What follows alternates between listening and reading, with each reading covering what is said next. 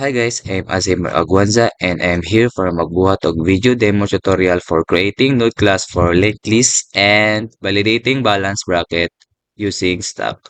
So first is what is linked list? So linked list is a linear data structure, meaning ang elements daw kuno kay arranged after another. So unlike arrays nga fixed size siya o contiguous memory, ang linked list kay dynamic. So pwede ka maka-add, remove kung ano sa mo gusto. So, how does it work? So, unsa man siya pagana? So, natay gitawag diri nga nodes. So, ang node kay mura siya kibali box bitaw siya, box siya with duha ka compartment. Ang una na nga compartment is data compartment. So, unsa man ang data compartment? So, ang data compartment kay kuan siya mag-hold siya og actual value which is number, string or unsa may gusto nimo dira. So, ang next compartment is pointer or reference compartment.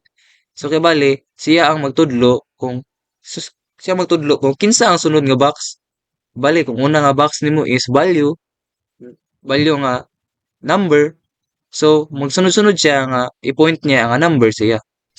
So, natay code dire din atong i-explain kung unsay gamit ana niya nga mga code. So, dire sa atong line 1, create ta diri class nga node.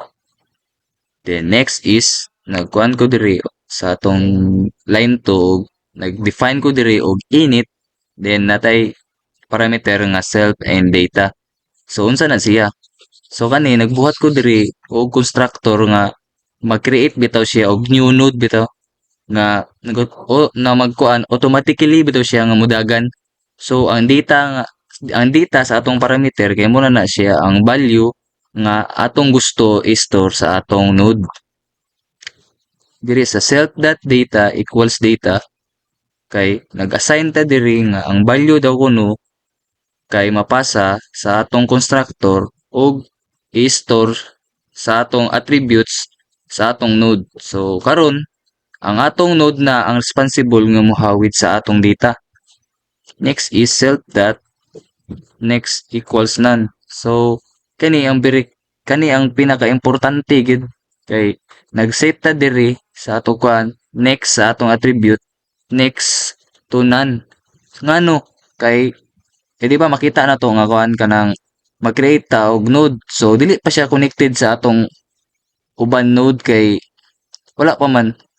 So tungod sa next nga kuan tungod na ng dot next makuan siya nga ma-point bitaw atong susunod nga node og ma-link bitaw siya so maguban-uban na siya ang mga value. So diri nga node is nag-assign ko yung mga value bitaw. So sa node 1 equals node 10, then sa node 2 equals node 20, then node 3 is node 30. So bali nagbutang ko mga value bitaw sa kada node bitaw. So atong tanawon, atong i-print kung unsa ang nasud niya. I-run. Then makita na to diri nga node 1 data is 10, then ang node next is none. Nganong none man na? Kaya wala pa man siya na connected ang tulo. So kabali dili pa niya makita ang 1, ang next bitaw sa 1, node 1 gikan sa 1. So unsa man na siya sa pagkuan. So natay gamit diri nga kuan nga way para ma-connected gamit ang node 1.next. So nagsugod ta sa node 1.next equals node 2. So kibali tungod lang na kuan kibali makita na sa node 1 kung unsa kibali ang point nga sumasunod bitaw sa iya. Sugod sa node 1 i-point niya nga next daw kuno niya kay ang node 2. Same ra po ang may tabo sa node 2 padung sa 3. So ang node 2 mo point siya og ang next niya is node 3. So atong i-run din ato na pong i-run kung unsang iyang kuan. So print na to. So makita na to nga node 1 next point data is node 1 dot next is data. Then kung iputan ta direct print node 1, node 2, then node 3. Then kani siya ang data ani niya which is kani mga sulod mo niya atong mabutang diri sa bali mo gawas atong output. Ito, i-run na to. Makita na to nga node 1 data is 10, node next is none. So bali mo na pinakauna. Then dili na din mo kuha tong atong gi-connected na siya.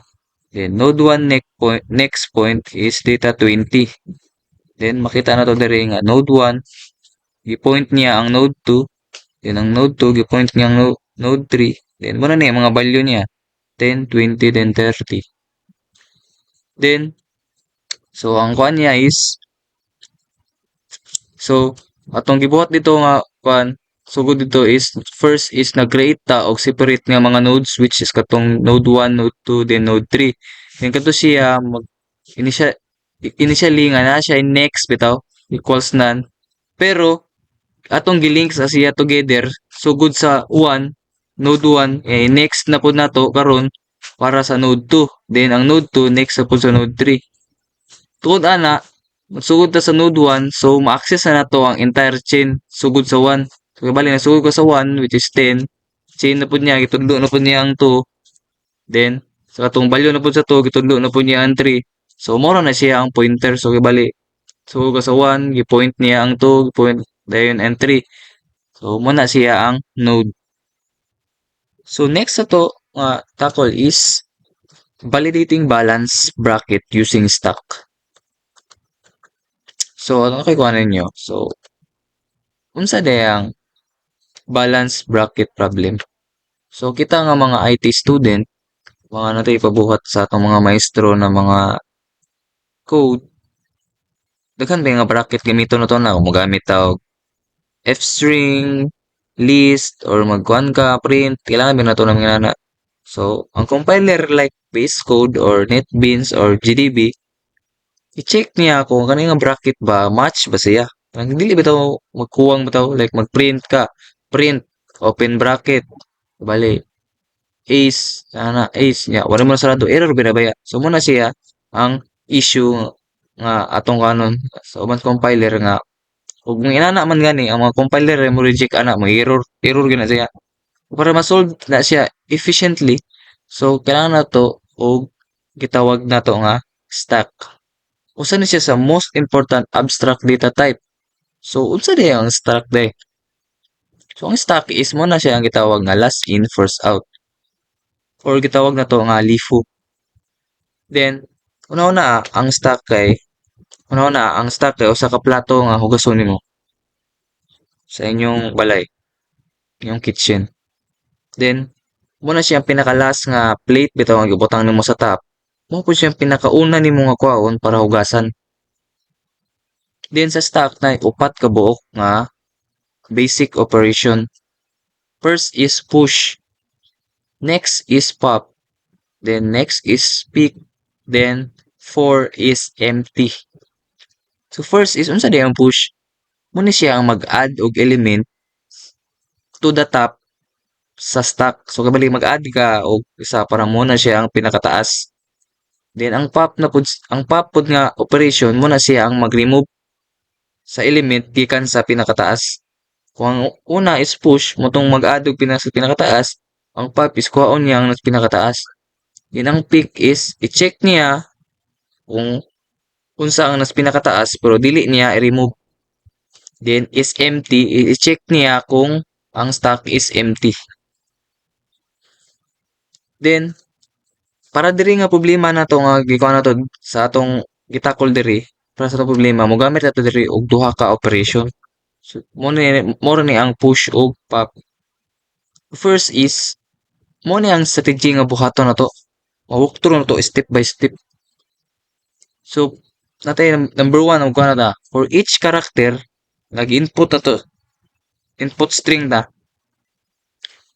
If ang atong operating bracket kay kuan ba kanang parenthesis ba, curly bracket, or parang tawag na to nga list, parang gamiton na to sa list, empty list mga nana. So muna siya ang i-push niya to the stack. So muna siya. So kung mag-closing na puga, mogamit na pugag o closing parenthesis, closing bracket, or mga nana, i-check na po niya kung ang stack is empty. So kung if yes, it's invalid. So kung if ang pinakataas na stack is matching sa opening bracket, so ang opening bracket na to is open parenthesis, din ang closing bracket na to is curly bracket. So mo na siya ang gitawag nga invalid. So kung match siya, mo na siya ang not invalid. So muna siya ang not invalid. So if yes, muna siya mo pop sa stack. May error siya kung dili siya match. Okay?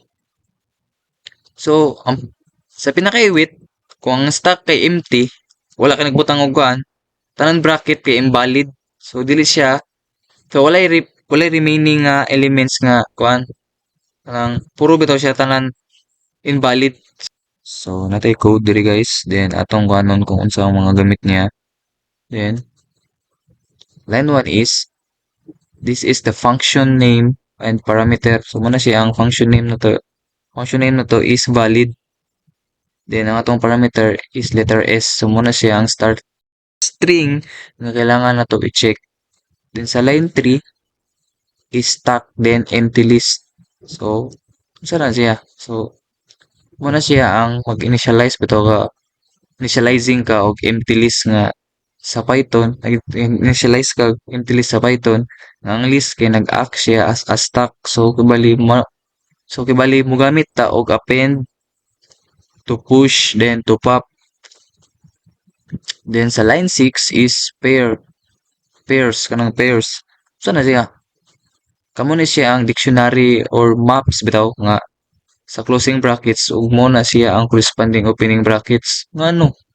So mo ni siya ang mo ni siya ang pinakasayon nga ma-check kung ang bracket kay match siya og correctly. So kung match bitaw siya close siya, open parenthesis, close parenthesis, open bracket, curly bracket, nga na ka. Then sa line 9 is 4 character in S. So muna siya 4 characters. So nag for loop ka dira.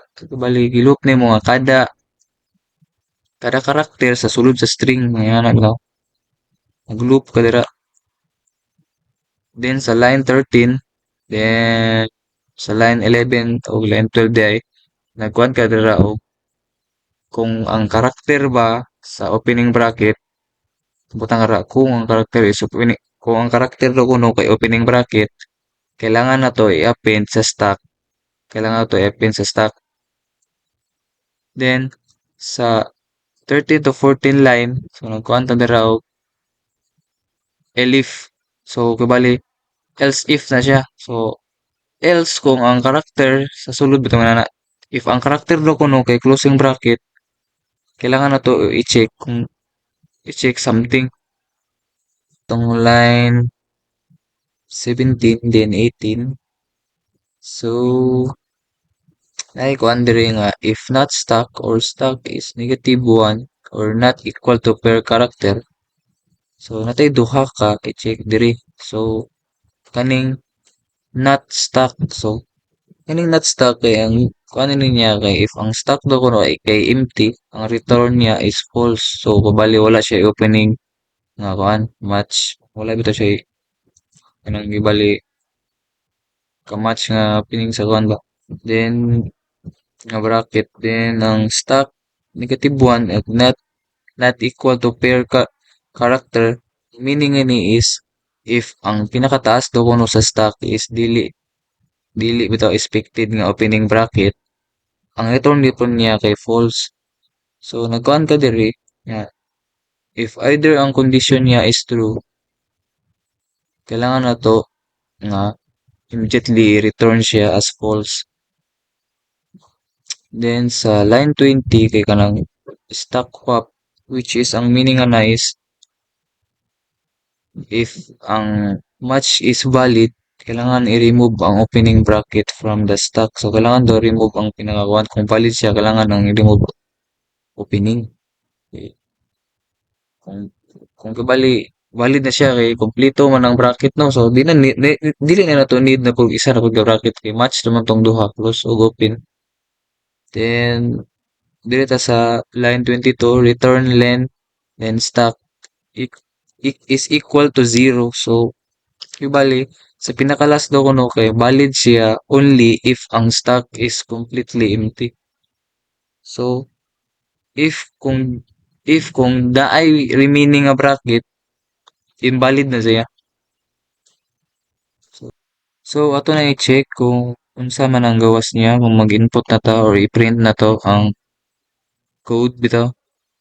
Bali kung unsa mo gana ang code kay explain mo na ako kanina kung unsa na siya mga kuha na nagamit ana niya. Then nagprint ta diri og di bali. Nga itong kuha example number one. Na siya kompleto na siya na yung mga close na inana, di ba? Kompleto na siya. So ang gawa sa na is output ana is true. Okay? Naman siya close, open parenthesis, then close, then di ba? Ano siya ang katong gikuan so to. Then next is matano pud ta, print na pud ta og naikuwang na pud. Di bali, ano to, tanggalon na to ang usa ka kuan, usa ka bracket sa gawas tanggalon na to. Kaya mo man natong first in, first out, last in, first out. So ang last na itong in is kani ba yung bracket. Then mo na itong i-first out bracket. Di ba? Kung sa may una na mo magibutang, muna tanggalon. So muna yung pangtanggalon na to. So first is muna na, di ba? Yan ang iyang kuha na pod, output is false. Wala naman siya ikuan, di ba? The next is ang atong pantulo nga i-print is na then true na pod. Why? Kay complete man. So mo na siya ang out niya. So makita na to nga sa first example sa atong print is true. So kabali ang bracket kay balance. Di ba? So ang second print is false which is not balance. Kay dili siya balance kay wala siya na sakto og butang. So the third is simple but valid. Why? Kay kailangan man nato makita naman nato sa third na simple naman na siya ug valid na pud siya nga kita nato nga kuan. So para i-summarize tong ipangtakaw na to kanina is first is katong node classes. So kuan tag simple tag building block nga nagkuan tag linked list. Then siya data. Sa value niya na siya storage ug atong gi-next para sa pointer po niya sa next node. Then nag-initialize ta, then nag-create ta og node nga naay data ug gi-next nato is none. Then hantod mo ko ano to, hantod malink na to tong node. Next katong is valid function. So takol mo na nato dito nga kailangan nato ma-use og stack efficiently. Kailangan nato ma-check if ang bracket is balanced. Then lead na to push opening bracket or pop og ma-match na to ang closing bracket. Nya, kuan mo na to dito nga it's valid only if ang iwit do kuno kay empty ang stack. So katong mga combination of node-based structure o stack-based algorithm kailangan nato na siya nga foundation para sa atong advanced nga structure. So kailangan ginato siya very important kini master na to ni karon. So mao guys, so salamat sa pagpaminaw. Thank you very much.